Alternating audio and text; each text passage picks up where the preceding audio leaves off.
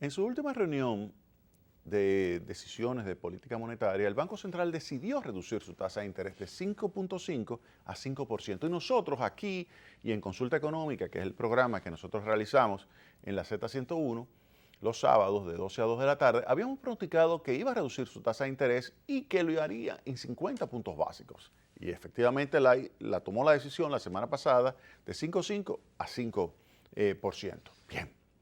Ahora, ¿de dónde sale esto? Bueno, en realidad surge de lo siguiente. Hay una regla que se llama la regla de Taylor. La regla de Taylor es una regla de John Taylor, un profesor que en 1993 escribió un paper muy famoso, donde él toma la información de la Reserva Federal y dice, bueno, yo lo que observo es que en la medida en que haya ciertas desviaciones de la tasa de inflación con relación a una determinada meta u objetivo del Banco Central de los Estados Unidos, que es la Reserva Federal, y también desviaciones con relación al crecimiento de la economía, veo que la tasa de interés puede subir o bajar. Él introduce entonces esto en un modelo y obtiene unos coeficientes que se mantienen relativamente estables. Esos coeficientes, al mantenerse relativamente estables, permiten esas reglas.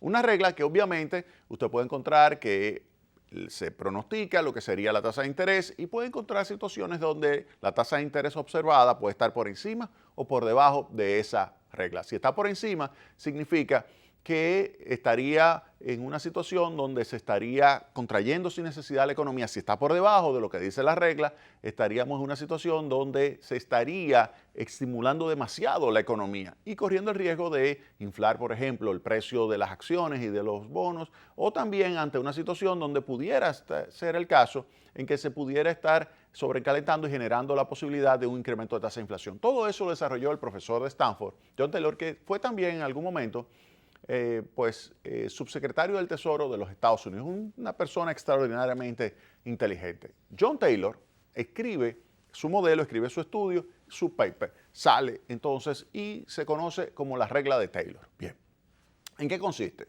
Vuelvo y señalo. Hay un elemento de esa regla, que es una simple ecuación, que dice cuando usted encuentra la siguiente situación, y es donde la tasa de inflación que usted observa está por encima de la tasa de inflación meta. Por ejemplo, usted tiene meta 2% en los Estados Unidos y usted observa una inflación de 3%. Eso significa que la tasa de inflación está por encima de la meta. Usted tiene que bajar esa tasa de inflación. Para bajar la tasa de inflación, usted tiene que quitar demanda agregada en la economía. Para quitar demanda agregada, usted sube la tasa de interés.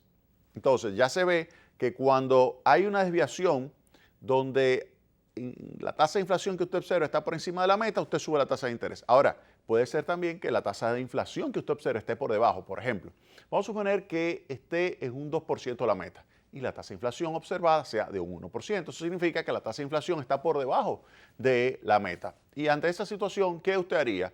Pues en vez de usted dejarla ahí constante, la tasa de interés, si la tasa de inflación está por debajo, pues usted lo que va a hacer es decidir bajar la tasa de interés. ¿Para qué? Para que haya un estímulo de la economía, hay un aumento de la demanda, al aumentar la demanda aumentan los precios y sube entonces la tasa de inflación. Entonces, ese es un primer elemento. Hay un primer elemento que cuando hay desviaciones con relación a la meta de inflación, sube o baja la tasa de interés. Si hay una desviación positiva, medida esta como la diferencia entre lo observado y lo esperado, si es positiva, entonces usted lo que hace es subir la tasa de interés. Si es negativa, usted baja la tasa de interés. Bien, ahora vámonos con el crecimiento de la economía. También dice Taylor, mira, cuando la economía está creciendo por encima de lo que es la meta o el potencial, se estaría sobrecalentando la economía. Ante esa situación, sube la tasa de interés. ¿Para qué? Para que quite presión a la demanda y baje entonces la actividad económica. Ahora, si usted ve que el crecimiento de la economía está por debajo del potencial, entonces usted lo que hace es bajar la tasa de interés. ¿Para qué? Para que haya un aumento de la demanda y así entonces sube el crecimiento de la economía y se coloca en el potencial. Eso es lo que se conoce como la regla de Taylor. ¿Qué sucede? Vámonos al caso de la República Dominicana, a ver qué estaba sucediendo. Mire, la tasa de inflación en los últimos 12 meses, medida a mayo, era de 1.3%. 1.3%. Recuerden que la meta de inflación en la República Dominicana es 4, más menos 1. Es decir, que hay un rango que va de 3 a 5%. De 3 a 5% sería el rango, de 3 a 5. Y es de 1.3. Si usted toma los subyacentes alrededor de 2, es decir, que todavía quitando lo que sería la volatilidad de los mercados, de los precios de los hidrocarburos, de los alimentos y dejar solamente los elementos vinculados con la economía, es 2%.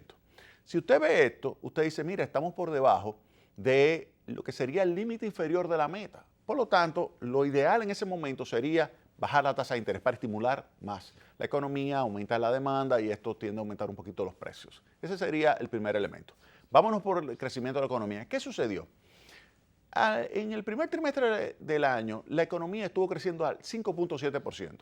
Recuerden que el año pasado creció a 7, es decir, que de 7 se desaceleró a 5.7 en el primer trimestre. Pero a mayo se desaceleró a 5.1%.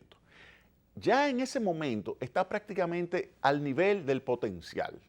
Fíjense lo siguiente, la tasa de crecimiento económico potencial de la economía dominicana es medida de la siguiente manera. Hay diferentes formas, pero esta es la más sencilla. Usted toma el Producto Interno Bruto real desde 1991 hasta el presente, todos los años, o lo puede calcular trimestralmente, como usted quiera. Lo toma todos los años o trimestralmente y después lo anualiza. Y ese Producto Interno Bruto toma el logaritmo. Si usted toma el logaritmo de esa serie y toma luego la diferencia de ese logaritmo, esa variable que usted estaría calculando le permite a usted determinar lo que sería la tasa de crecimiento promedio en ese periodo, que sería una tasa de crecimiento tendencial. Y esa tasa de crecimiento es de alrededor del 5%. Ligeramente por encima, pero 5% para redondear. Si ya vemos que la tasa de crecimiento de la economía viene de 7, 5.7, 5.1, es obvio que el Banco Central, de acuerdo a su modelo de pronóstico, le dice, pero es que la economía va a moverse hasta colocarse, por ejemplo, en 4.2, 4.3. Y esto significa que estaría por debajo del potencial. Y entonces, antes de que llegue ahí, ¿vamos a qué? Recuerden, si la tasa de crecimiento de la economía está por debajo del potencial, ¿qué hace el Banco Central de los Estados Unidos, por ejemplo? Reduce la tasa de interés. ¿Para qué? Para que haya un aumento de la demanda y aumente el Producto Interno Bruto. Pues efectivamente, ¿qué hace el Banco Central? También ante esa situación acá en la República Dominicana, si baja de 7, 5.7, 5.1 el crecimiento de la economía, pues baja la tasa de interés. ¿Para qué? Para estimular la demanda. Entonces esos son los dos elementos en función de la regla de Taylor que nos llevaba a nosotros a pensar que el Banco Central iba a reducir su tasa de interés. Ahora bien, hay otro elemento. Recuerden que esa es la regla de Taylor y que nosotros hemos dicho que en la República Dominicana usted puede cambiarle el nombre y ponerle regla de Taylor-Valdez. ¿Por qué? Porque yo le voy a añadir un tercer término. Y es el siguiente, la volatilidad del tipo de cambio. Si usted observa que hay mucha volatilidad del tipo de cambio, la volatilidad es como una medida de incertidumbre. No es más que la raíz cuadrada de la varianza. Es una medida de dispersión estadística y la volatilidad es la desviación estándar. Entonces, si usted no es muy ducho con estadística, es simplemente nerviosismo. El nerviosismo, cuando usted, por ejemplo, le da un susto, usted se mueve ese corazón, y después se tiende a estabilizar. ¿Ok? Esa volatilidad, ese nerviosismo es una variable que, con relación al tipo de cambio, el Banco Central le da mucho seguimiento. Le da mucho seguimiento porque eso genera incertidumbre en los mercados de bienes, servicios, factores de producción y al Banco Central eso no le gusta porque el Banco Central quiere brindar la mayor estabilidad posible para que los agentes económicos privados puedan tomar sus decisiones de la forma inteligente, de consumo, de ahorro, de trabajo, de inversión, que permita un crecimiento sostenido de la economía y una mejora de las condiciones de vida de la población. En ese contexto, entonces, el Banco Central observa la volatilidad y la minimiza. ¿Con qué? Con la tasa de interés. Entonces, ¿qué observa? ¿La volatilidad está subiendo? No, no está subiendo. Está relativamente controlada. Se ve que no hay nerviosismo. Entonces, el Banco Central dice, mira, aquí hay una situación donde me está diciendo por el lado de la inflación que yo pudiera bajar la tasa de interés. Me está diciendo por el crecimiento de la economía que pudiera bajar la tasa de interés. Y la volatilidad del tipo de cambio me dice que también la puedo bajar la tasa de interés. Entonces, vamos a bajar la tasa de interés. Ahora, usted me dirá, ¿y cómo usted sabe que lo va a hacer en 50 puntos básicos? Ya, eso es otro punto. Y ahí es que nosotros tenemos modelos econométricos, al igual que lo tiene el Banco Central. Hay modelos econométricos que usted elabora y le permite a esos modelos econométricos entonces tomar decisiones.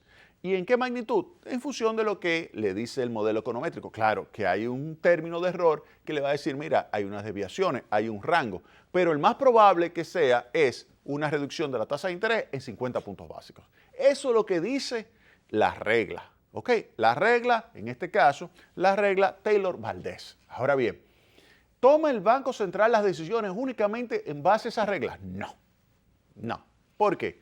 Porque tenemos el otro elemento. Y esto Stanley Fischer, que es un excelente economista, fue gobernador del Banco Central de Israel y también fue el subjefe de la Reserva Federal de los Estados Unidos bajo Janet Yellen. Una persona extraordinariamente inteligente por muchos años, conocido como profesor del MIT, del Instituto Tecnológico de Massachusetts, y profesor, junto con Rudy Torbush, creador del texto muy famoso de macroeconomía. De hecho, ese fue el libro más famoso de los años 80. Cuando yo estudié por primera vez macroeconomía, fue a partir de ese libro. Mi primer libro de economía es el curso de Economía Moderna de Paul Samuelson. Ese fue el primer libro que me regaló mi padre de economía. Me dijo, mira, ahí tú tienes, con 15 años me regala ese libro de economía. Ese fue mi primer libro, el de Samuelson. Pero luego, mi primer libro de macro fue ese de Rudy Torbush, a quien conocí muy bien y llegó a venir aquí a República Dominicana, y de Stanley Fischer. Pues Stanley Fischer dice, mira, las decisiones de política monetaria no se toman únicamente en base a la regla de Taylor, que es lo que quisiera Taylor, algo automático. Como discípulo de Milton Friedman, de la Universidad de Chicago, que decía, miren, hay que establecer una regla y sigue esa regla. ¿En términos de qué decía Friedman? En términos de la tasa de crecimiento de la oferta de dinero. Taylor la modifica y dice, no, yo no voy a tener una regla de tasa de crecimiento constante de la oferta de dinero. Lo que voy a tener es una regla basada en tasa de interés en función de la inflación, en función de el crecimiento de la economía y yo le añado, para el caso de la regla Taylor-Valdez, la volatilidad del tipo de cambio. Pero, dice Fischer, Stanley Fischer, óyeme, pero no solamente eso te ayuda a tomar las decisiones. No, hay una parte que es donde se reúne el Banco Central, su cúpula, encabezada por el gobernador del Banco Central, que es los comités de operaciones de mercado abierto, ahí se reúnen y toman sus decisiones de política monetaria. Pues ahí, en esa reunión, se ve lo que dice el modelo, se ve lo que dice la regla, pero se observa también lo que dice el olfato. Y ahí es que es grande Héctor Valdez. Y eso hay que reconocérselo. Usted puede criticar muchísimas cosas, en algunos momentos a la política monetaria y tener discusiones técnicas, teóricas con Héctor Valdez. Ahora, no cabe duda de que tiene un olfato extraordinario y que manda un mensaje de credibilidad a la política monetaria como nunca ningún otro gobernador lo ha hecho. Y usted me dirá, Jaime, ¿y por qué tú dices eso? Bueno, porque también se ha estimado econométricamente. Mira, nosotros tenemos modelos donde evaluamos cuál es la evolución de la volatilidad o incertidumbre de la tasa de inflación o de la incertidumbre del tipo de cambio. Y se incluye en ese modelo una variable que recoja cuando Héctor Valdez es gobernador y cuando Héctor Valdez no es gobernador. Y se ve claramente que cuando él es gobernador del Banco Central se reduce la volatilidad. El nerviosismo de la inflación, el nerviosismo del tipo de cambio se reduce de una forma importante, significativa. Cuando él no es gobernador, pues sube. Para que tenga una idea, si usted toma desde 1981, por ejemplo, y la inflación y la calcula el promedio de inflación, no el promedio aritmético, sino el geométrico. Y si usted toma ese promedio y calcula y dice, ok, estas son las gobernaciones de Héctor Valdez y estas son otras gobernaciones, usted se da cuenta de lo siguiente. Cuando está como gobernador del Banco Central Héctor Valdez, la tasa de inflación promedio es de alrededor del 5%. Ya es un poco menos, porque en los últimos años ha sido menos del 5%. Pero vamos a suponer 5%. Ahora, cuando no es gobernador Héctor Valdez, 25% la tasa de inflación. Entonces, obviamente que Héctor Valdez le manda un mensaje a los agentes económicos de credibilidad. No cabe duda. Y tiene mucho olfato. Entonces, en este proceso de decisiones de política monetaria, la presencia y el peso del gobernador Héctor Valdez es importante. Y en ese sentido, él toma las reglas que se las traen los muchachos de programación monetaria, de cuentas nacionales, que tiene extraordinario equipo. Ahí está Ramón González en cuentas nacionales, ahí está Julio Andújar, que lo acaban de promover a ambos, ahí está Joel, ahí está pues todo un equipo que a su vez está soportado por un super equipo de econometristas excelentes en el Banco Central que elaboran sus modelos econométricos y le llevan estos cálculos a el equipo completo que toma la decisión de qué va a pasar con la tasa de interés. Y entonces, ese análisis junto con ese olfato y esa experiencia que tiene el equipo que acompaña a Héctor Valdez, entonces toman la decisión. Y en ese sentido, hace una semana tomaron la decisión de reducir la tasa de interés de política monetaria en 50 puntos básicos, de 5.5 a 5%. Y esa fue una decisión correcta, nosotros la habíamos pronosticado y decíamos que era lo mejor, lo que más le convenía a la República Dominicana.